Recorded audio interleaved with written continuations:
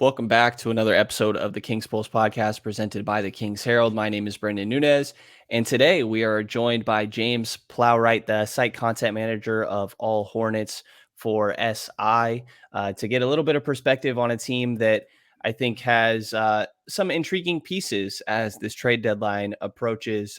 What's going on, James? How you doing? I'm doing great. I'm thrilled to be coming on your podcast for the first time in a successful Kings year. I'm living vicariously through the Sacramento Kings this year, with the Charlotte Hornets season being a complete waste of time, if we're being honest at this point. So, and I looked up this, by the way, at the start of this podcast. This time last year, the Hornets were 26-20, right? Which is very similar to the Kings record. I just want to remind Kings, enjoy this now, because you never know when it's going to come tumbling down. Absolutely. I guess we could start with this real quick. Do you feel like everybody, because admittedly, obviously, I keep a closer eye on the West Coast and the East, but do you feel like, obviously, I can get caught up in my own bubble covering the Kings? Do you feel like every other franchise or people around the league are also just rooting for Sacramento? Oh, yeah. They're the NBA's team, definitely. I think it would be the same way if Charlotte were doing the same thing. It was a little bit last year. Everyone was Miles Bridges, the Mother Ball, Eric Collins, the best announcer in the league pass rankings. The Hornets are always at the top. I think people do want, as much as they criticize the rubbish, traditionally poor performing franchises, that they want them to do well, right? So, yeah, I think the Kings, the Beam is just great. I mean, talk about the time. If the Beam had been on one of any other Kings depressing seasons, I think it would become quite sad and tragic. But it's now pretty much the top three things in the NBA. The Beam is ballsy because this was clearly decided on early in the year. And if you were lighting it 30 times all year, this would have been a pretty sad Beam. Do you think the person who came up with that idea retired 15 years ago, and it's they've been waiting a year to finally think, wait, this is the one. This is why we bring it out. Right. Yeah. That has to be.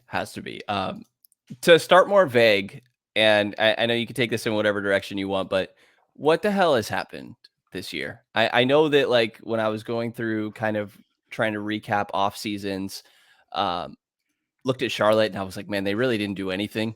And obviously there's the Miles Bridges BS and everything that went on there, but there weren't many moves this offseason. What were your expectations coming into the year, and just kind of what have you seen so far that has them at 13-36?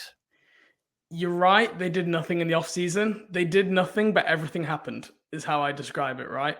Coming into the season, I was expecting the team to be lottery bound, bottom 8 record. I was surprised how, if you looked at the over-unders, the Hornets was mid-30s. I was a little shocked at that. I thought they would be struggling to be a playing team when you look at the quality around the rest of the league. And that was with guys being healthy. I think that the reason they're so bad right now, 13 wins, is largely health driven. Just not even counting Gordon Hayward, because we know what that situation is going to be. But LaMelo Ball has had 3 ankle sprains now. Terry Rozier missed a bunch of time. Cody Martin has pretty much been out the whole year. Kelly Oubre's got the hand injury. It's just been one thing after another. The only guy who hasn't got hurt is Mason Plumlee, and he's probably the one guy in the Hornets roster fans don't want to see play because of the rookie Mark Williams and Nick Richards behind him. And I do feel quite sorry for the team. One, because of the injuries, but two, just that Miles Bridges situation. The 24 hours before free agency, I mean, that just torpedoes your entire plan. They won't have even known for the first 2 weeks. We're now in January and they still don't know what's happening with Miles Bridges.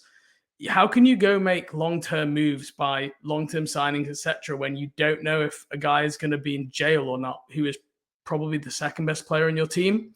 So I think that really torpedoed free agency. You also have, the coaching issue with Kenny Atkinson hired, then he backed out. You had issues with James Bouknight getting DUIs and all sorts of reports about him. So that it was a summer of, I mean, I've not even listed everything there. We'd have to do a whole podcast on that. But it was a summer where the team didn't do much, but everything off the court the signals were coming. This was going to be a tough year. People knew it. Yeah, and it absolutely has been a tough year. Is there any clarity, or do you feel like you have a better idea on like the Miles Bridges situation at this point? It's interesting. I don't have any sourced insight. Reading the tea leaves, I think he'll end up back on the team. Um, they've kept an open roster spot the entire year. They've not made any trades where they've like taken on salary or they didn't make any moves in free agency. He's been at a couple of, at least one of the Hornets games, and Mm, it's very clear like the players on the team still like Miles and view him as a friend and a teammate, and they've talked about how they want him to be back soon. So it's not like the team have distanced themselves from Miles Bridges. Um, it feels like they would like him back on the team, and it's a very, like, as you can imagine, it's a very divisive topic amongst the fan base. But I've done some research, some like rough polling, and in the summer, straight after it happened, 50% of Hornets fans wanted him back, 50% didn't. Ever since there's been like more reporting that's come out with some of the, I mean, it's like TMZ celebrity gossip. It's really not my cup of tea, but if you want to go look into it, you can find out. There's some things out there that maybe make you think there's more to the story than initially reported, and some people have sympathized more with Miles Bridges. So I think he'll be back on the team eventually, but that's just me trying to read what's happening. yeah. It's interesting because it does have implications on the rest of the roster. The whole situation was gross. I have not been admittedly keeping up, I but don't blame you. yeah, obviously gross how everything went down, and we don't need to get too much into it, but just kind of wanted to do my best to get filled in on that a little bit, and let's just move on to, obviously, from Sacramento's perspective. Main reason I brought you on, James, is to kind of talk about some of the pieces that I think are potentially could be involved in this trade deadline. And I think the name that has been floated around most often for the Sacramento Kings, at least from the fan base and media members that are like myself that are trying to just theorize, not any sourced or anything like that, um, is Mason Plumlee. Like the backup center position in Sacramento has been an absolute mess. When Domantas Sabonis comes off the floor, nothing is working for them. Which ideally Rashawn Holmes should be that guy, but it's been a little bit of Chimesi Metsu and a handful of other guys, but nobody's getting it done. And Mason Plumlee's having a great year and a great stretch specifically right now. The last 20 games, 15.7 points, 10 rebounds, 3.1 assists, 73% from the field. Oh my God. 67% from the free throw line. I don't know how many guys are That's an shooting better improvement. He from the was at field. 30. He was at 39% last year from free throws, 39. shooting right-handed, and he swapped. For listeners who don't know, they probably do. He swapped to shoot left-handed about halfway through last season, and now he's up at 69. And honestly, like it looks so much smoother. So that's a positive. 69%. You take that. It's hilarious. Part of the reason I would love Mason Plumlee on the Kings is because if I get to watch Mason Plumlee and Matthew Dellavedova shoot Yeah. shots together in practices, that sounds like just one of the most enjoyable things. They both look like they're like in pain when they're attempting jump shots. So And the best thing is watching the opposing team's benches when he hits like a left foot yes, jumper or a free throw. There's like one a game where like some guy in the bench who obviously hasn't watched Mason Plumlee all year just like turns to his teammate in shock and it's like, what? How did that go in? I think it happened when they were in Sacramento this year. He made a like elbow jumper, and I think it was Trey Lyles on the bench or Terrence Yes. Davis that was kind of like, "What is happening right now?" So yeah, it's great. But when it comes to what Mason has been doing this year, like, do you feel like this is what he's been, or are you kind of has anything impressed you as of late that stood out that you didn't see in years prior? So this is his second year in Charlotte. He obviously signed in Detroit and got traded here. He has been, if he'd have played at this level last season, it would have been a completely different story because last year the center play was the weakness of the team, right? You had him basically everyone else in the starting team was doing pretty well, and Mason Plumlee was really letting the side down. You fast forward to this year, and he's like the center position is probably one of the strengths, and specifically one, he is just way more confident and comfortable. And he's talked about this. Like, it was his first year in Charlotte. He was getting used to like being in a new city, getting used to his teammates. And I think the free throw thing last year, he was down at like, say, 39%. For parts of the year, it was lower. I think that really got him in his confidence, where he wasn't being physical inside because he did not want to get fouled, because he was airballing free throws.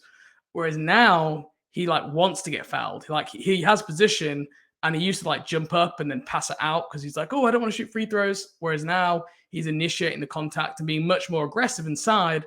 So I definitely think he is more confident, like looking for his own offense. And then I think playing for Steve Clifford, you're talking about a guy who like had Al Jefferson in Charlotte, had Nick Vucevic in Orlando. He's a guy who's been able to like get the best out of like inside orientated bigs. Now, I'm not saying that Plumlee is anything near as skilled as those two guys, but like, he wants to score points in the paint. That is a point of emphasis. And, Steve likes having Mason Plumlee get down low, finding him on the inside. So I think the system has helped a little bit with that as well. And then with all the injuries they've had for times of the year, Mason Plumlee's been like the best offensive creator, like out of dribble handoffs and kind of passing. Like, you guys see it with Sabonis all the time. When LaMelo and Rozier were injured earlier in the year, we were like running point Plumlee type lineups. So that's helped inflate his assist numbers, especially because there was just such a lack of like playmaking creativity for parts of the season when there were injuries. Defensively, it's been a pretty similar story, I can't lie. But he's been a beast on the glass. And because of his improved free throw shooting, he's been able to play more minutes this year. He never finished games last season, whereas now he does, because that free throw shooting was so poor. So it sounds like a simple thing, but it really has unlocked like him playing more minutes, him being more confident. It's been a massive change for him. Yeah, I mean, I think that he's somebody like the playmaking that you mentioned, I think is the big thing from Sacramento's point of view. Like, they very clearly, and I think this is why Rashawn Holmes has struggled so much. I think that if you ran Rashawn Holmes in a pick and roll over and over, which some teams tend to like that offense, that you could see some success. And that's what we saw, why we saw him be successful in years prior. But if you're trying to have him be a decision maker in dribble handoffs, which clearly they're trying to run the same offense that they run when Sabonis is out there with their backup big. I think that Mason Plumlee, in my mind, is a guy that can do that. When it comes to this trade deadline as it approaches for him, I'd imagine I'm not the only person asking you what the asking price of Mason Plumlee is. Like, I also saw a piece recently in The Athletic walking through the different guys that could be available this trade deadline. I think they walked through like 25 different names and wrote a small snippet on each one. And I believe it was Sam Vecini that mentioned, well, maybe teams would be hesitant to give up anything for Mason Plumlee because he could be a buyout candidate. Like, what is your perspective on how this trade deadline will go with Mason Plumlee? Like, what do you think the market sort of looks like for him? I've said on my own podcast that if the Hornets didn't trade Mason Plumlee, I think it would be organizational malpractice. Genuinely, he's a free agent this summer. Like, you either trade him, or like, if for some reason you really invested in him, you extend him. You don't just let him go to the summer because he is extension eligible. I think it is likely he's moved. I think Mark Williams and Nick Richards have shown enough behind him where if I was a GM, I don't know how you could be looking at the situation going, for the last 20, 30 games of the season, let's get an extended look at these two young players. Like, we need to figure out, are we going to pay Nick Richards in the summer? Well, let's see what he looks like as the starting center. I think there are other teams involved for Mason Plumlee. It was interesting. Like, I'd say a month ago, it was more me reaching out to people being like, hey, would your team be interested in Mason Plumlee? And now, like, people being like, what does Charlotte want for Mason Plumlee? So there has like been a subtle shift. Just on his playmaking, I wanted just to touch on, you raised that. That is an area, he's always been good at that, but he's actually taken a major jump this year. The assist numbers, maybe not so much, but like his turnovers are way down. So for his career, he is like 18, 19% turnover, which is pretty high for a big. This year, he's put that down to 13.8. So he's gone from like being in the 8th, 9th percentile every year to this year being in the 60th. But his assist numbers haven't dropped at all. So he's able to keep that same level of creation, and the turnovers have gone way down. And that was always the issue last year. He'd do a beautiful backdoor cut pass, and you'd be like, that's great. And then he would try it a quarter later, and it would just be a turnover, a run out down the other end. So even though the passing flashes looked great, like the net effect, I didn't ever feel really impacted the team, whereas that was a big change for this year. But yeah, for other teams interested, I mean, I've written an article myself. The Kings are one that obviously makes sense. The Nuggets have a trade exception that Mason Plumlee fits right into, and they are also desperate for a backup center. The LA Clippers also have a trade exception, which he fits into, and they are looking for backup help behind Zubac. So I think there's going to be a lot of teams interested. And how I imagine Charlotte will play this out is, teams will have Plumlee somewhere in a ranking list, right? Jakob Poeltl might be at the top. Mason Plumlee might be however many, right down from that. As different people go off the board or are clearly unavailable, they'll probably come back to a Mason Plumlee deal. And as we get closer to the deadline, Charlotte will probably pick the best offer. That's how I'm anticipating this playing out. And from Charlotte's perspective, what do you think are the most intriguing returns? This is still an expiring big, and you mentioned at the beginning, some of the fan base and obviously with where they're at right now, kind of hoping for some of the younger bigs, a Nick Richards, Mark Williams. I don't know if Kai Jones falls into a center or power forward, but kind of clearing up minutes for some of those other guys. But what do you feel like is the ideal return when it comes to Plumlee? Not second round picks, but that's all I think they're going to get. Yeah, is basically where I'm at. The Hornets, for those who don't know, they traded the 13th pick in last year's draft, which was Jalen Duren, for basically the Denver first for this year, which is looking like it's going to be probably 26 plus and 4 second round picks. And they already had a bunch of second round picks anyway. And which is that just undeniably a shit deal, by the way? Yeah, and we knew it on draft night.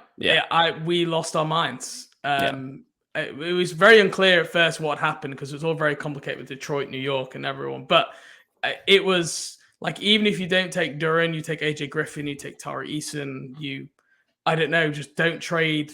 How often do you trade a lottery pick for seconds and a late first? It just it blows my mind. They basically didn't want to have too many young players on the roster. Was the reasoning for that? Because their goals were playoffs this year. This team is not tanking. They're just bad. It's, the Kings have probably been in that situation a few times, yes, where they're not planning to be in that position. It's just how it's played out. So in terms of return, I mean, I'm not one of these Hornets fans who go, oh, look at that, 16 points, 10 rebounds, 3 assists. He's got to get a first round pick. I'm pretty realistic. He's a 32-year-old backup big. He's not going to be starting for any team in the playoffs unless something's gone very wrong. So for me, you're getting second round picks, or if you want to take on a good player but who's on a dodgy salary, then that could be a way to go about it. But this team has never been one to kind of take on a bad contract for assets. They've never ever done that at any point really. So it doesn't really they're not going to. No playoff team is going to give up a good rotation level player to get Mason Plumlee because they'll just create a hole elsewhere. So I'm thinking second round picks, which I didn't really think the team need, but I'd rather do it for that and then try and package that in a separate deal down the line. Makes sense. I guess just to formulate a deal when it comes to Sacramento's perspective, and I got to say, I never thought that I would spend 15 minutes on a podcast talking about Mason Plumlee, but that's where we're at right now. He's in that right. He's in the right. Absolutely. And by the way, when you mentioned his free throw percentage, I didn't know that it was 39 last year. Holy shit. That's insane.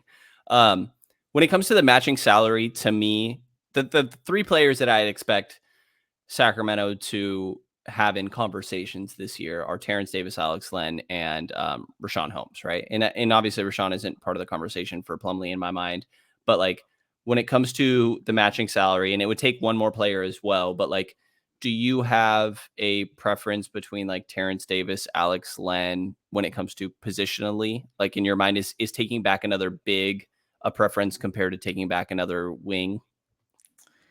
I don't think anything matters really Yeah, because whoever it is isn't seeing the end of the season anyway. right. Um, it wouldn't be a big. I don't think. It would more likely be a wing. Probably more likely be Terrence Davis. I would think out of those two, but honestly, it really doesn't matter because I don't think any of those guys would really see the court, and they might even be bought out when they're traded to Charlotte. Makes sense. Makes sense for sure. And then when you see like the Rui trade where Rui goes for pretty much matching salary and 3 picks, like in your mind is one pick getting it done? Like the Kings have Indiana's 2023 second rounder, which last I checked, I think was sitting at like 39. As of right now, it's sitting at 42. Like, is Terrence Davis, Chimezi Metu, and the 42nd pick a sort of Mason Plumlee package, or Look, if the trade deadline is ticking down and that is the deal that is left on the table, then I do it as Charlotte. I hope maybe there is something more. I would hope maybe for some like longer down the line seconds because they've already got I think the Utah second this year, the Boston second for this year, and a late first round pick already. And it just gives them more time to maybe package that and move that down the line. But I'm not turning it down. But that's one of those where you'd call up, if I'm Mitch Kupchak, I call up the Clippers, the Nuggets, and I say, look, this is what Sacramento are offering me. Can you bet the deal? And it will come down to who feels the need, who is most important for like to add that piece. So I think like yes, if there is nothing else out there, I would accept that. But if there's a little bit of a Mason Plumlee sweepstakes, which is again something else I didn't think I'd ever say, then like 2 seconds or like a second and someone who's maybe got a little bit more upside as someone who could like stay beyond next season would probably be of more interest. yeah, it'll be interesting. I think the 3 bigs that have stood out to me are Mason Plumlee at the top, Kelly Olynyk, who does have like 3 million guaranteed going into next year, and then Naz Reid, I think is kind of interesting. But when it comes to second rounders, Sacramento have available, they have all their own seconds outside of 26 and 27, which they do own, but just technically cannot be traded because of stipulations with like the Kevin Herter pick that could technically turn into second rounders, but obviously will not. But those can't be moved. And then they also have the Indiana 2023 second that I just pointed out, Dallas 2024 second, a Portland 2025 second, which in my mind is kind of on par with the Indiana Yeah. 2023 second when it comes to value. And then a Dallas 2028 second, which at that point, that far out, you never know what could happen. So they do have a lot of second round picks. So it'll be interesting to kind of see where we go from there. I think if the Kings like really felt like Mason Plumlee was a good fit that would really help this team, which I think it's important to keep in mind from the Kings perspective that we're really talking about like 15 minutes a night. Yeah. So I don't know how much this really changes. I do think it's something that it's important to fix because it's a clear issue right now, but I don't know how much it changes long term. But to move on for Mason Plumlee, like I think if a deal needed to be made and they felt like that was a priority, it could. But to move on from Mason Plumlee, the other guy that stands out as interesting to me, there's a couple, but one of the more They're all available, so you take your pick. I'm really curious about Jalen McDaniels. Obviously his brother's been playing well in Minnesota, but like what have you seen in this, I guess, semi breakout season, and how much of it from someone admittedly that doesn't watch that much Charlotte, how much of it is like just getting minutes and production on a bad team? So Jalen McDaniels, I think, is one of the most impressive player development stories in the NBA for a second round pick over the last decade. He was selected 52nd overall. And if you look at guys selected in that 50 to 60 range, there are not many who have got to the level that Jalen McDaniels is at. Jalen McDaniels is someone I was shocked to be in trade rumors. I guess it's because he's a free agent this summer. But honestly, for me, like if I were to circle guys in this roster who I would want back for next year, like I can see in a winning playoff team, it would be LaMelo Ball, Cody Martin, Mark Williams, um, I would put, and I've said this before, I would put Jalen McDaniels ahead of PJ Washington for me, which Wow. I know for a lot of people, will blow the mind because PJ's been a consistent starting player since he's come in the league. But Jalen is a highly competitive defender. He's super long, super quick, really high effort. He's shot the ball extremely well over the last, not extremely well, well enough over the last couple of years that for someone who, he's 6'10", has like a basically 7-foot wingspan. He can really get out in transition, score well. He has like a good like in between mid range game when guys close out on him hard. He is just someone who I could see playing the Jay Crowder role in the playoffs for a team in his career. He's his big thing right now is probably lack of strength that holds him back most defensively and offensively. And he's never going to be a thick guy just because of his frame, but he's still only 24 years old. And by the time that guy is like 28, 29, 30, he's going to be a lot stronger. And he is one guy that when I say they're all available, I was tongue in cheek. Jalen McDaniels is one guy who he might be, but I would be very reluctant to move on from Jalen McDaniels because I think he has potential to be every way as impactful as his brother Jaden. Probably not quite as much defensively, but I think Jalen has really shown some stuff on offense, which Jaden hasn't. And I know that's going to be like people will be saying that's a ridiculous take. But if you look at the advanced stats, you look at the defensive stats, you look at their side-by-side numbers. If Jalen is 2 years older, that's the main difference. But they are pretty comparable. And Jalen rebounds at a much higher level and probably has more like power forward potential, can play the 3 or the 4, whereas Jaden isn't quite as versatile, I don't think. I never would have guessed that he was the older brother. Maybe I'm just basic for assuming that the one that is more established is the older one. But I never would have guessed that Jalen was the older brother.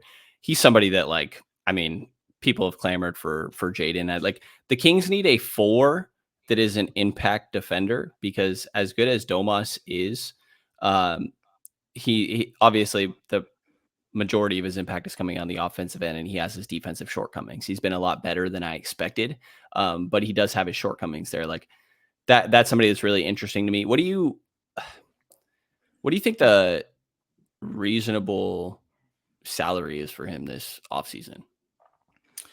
Yeah, I've written about this recently because the Hornets can technically extend him for like up to 15 per year right now, which, like, judging off reports, and I think he can be a starting level quality player. It wouldn't shock me if he got 15 per year. I think what is maybe more likely is something in the 11 to 13 range, 10 to 13 range, something of that nature. But he's proved to me last year and this year that he could be a starter on a good team. So I think he could get starting salary money. Interesting. It'll be interesting to see for sure. And the other guy you mentioned kind of in the course of that conversation is PJ Washington. That's somebody that's been interesting to me. The Kings have a whole lot of Kentucky guys between De'Aaron, Malik, Trey Lyles, PJ Washington in there. Means nothing, but just pointing it out.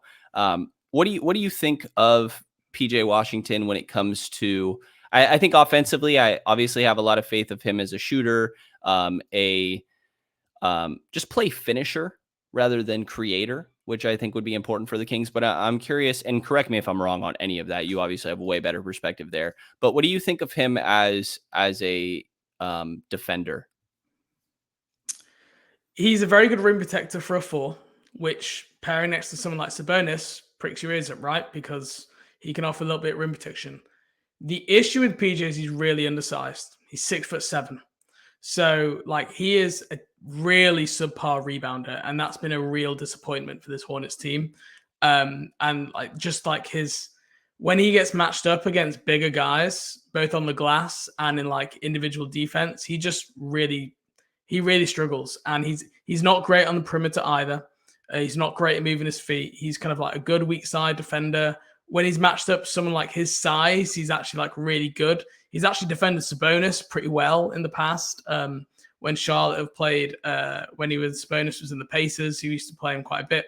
And he did a decent job. But I would say mixed. The defensive rebounding lets him down. His perimeter defense lets him down. But he is a good rim protector for someone who is 6'7".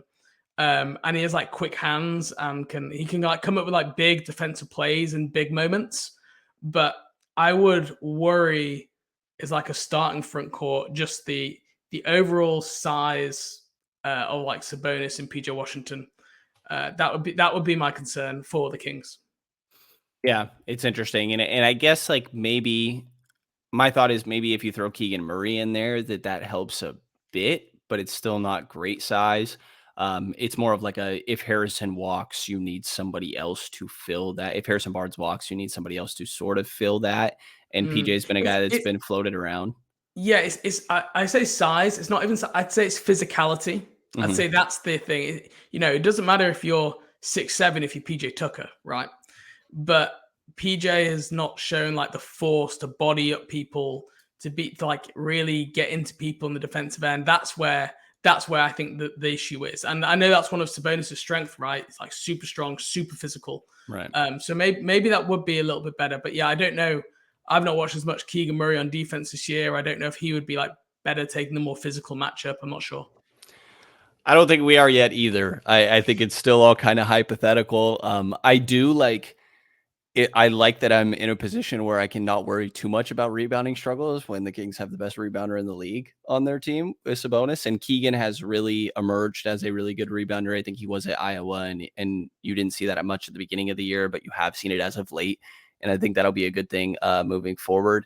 But what do you kind of expect? I guess, first of all, do you think that there's a decent chance that PJ gets moved prior to the deadline? And what do you imagine this restricted free agency looking like? It wouldn't shock me if he was moved. The reporting recently, Zach Lowe, Bobby Marks were talking about this the other day, were saying that it seems like Charlotte are leaning towards keeping PJ now, and the kind of trade chatter has gone quieter. I mean, he's been in every trade room, every trade deadline for basically the last 2 years. Um, I'm kind of a little bit surprised because I think he's had every opportunity to succeed this season. Like he was given more remit to be more than just like stand in the corner and shoot threes, which is basically what he's done for his first 3 years of his career. And he's tried to do a bit more this year, and it's been really inefficient. I mean, you mentioned earlier about being a good like play finisher. He's really inefficient around the rim. I mean, unless he's got a runaway, he's one of the worst finishes I think for forwards and bigs in the paint and in like that mid-range area. So, um, what is restricted free agency could look like? I'm really torn. He's just so inconsistent, and I mean, we joke about this on my podcast and All Hornets. You just never know what PJ Washington's going to turn up. I mean, he lay 40 on the Kings, I think, last season. I remember that he had like 42 points, I believe, on the Sacramento Kings, and then the next night, I think he had like 7 points, and that is just the PJ Washington experience. He looked great one night and not the next, and I just don't know how you put a value on that when someone's like so variable in their performance levels.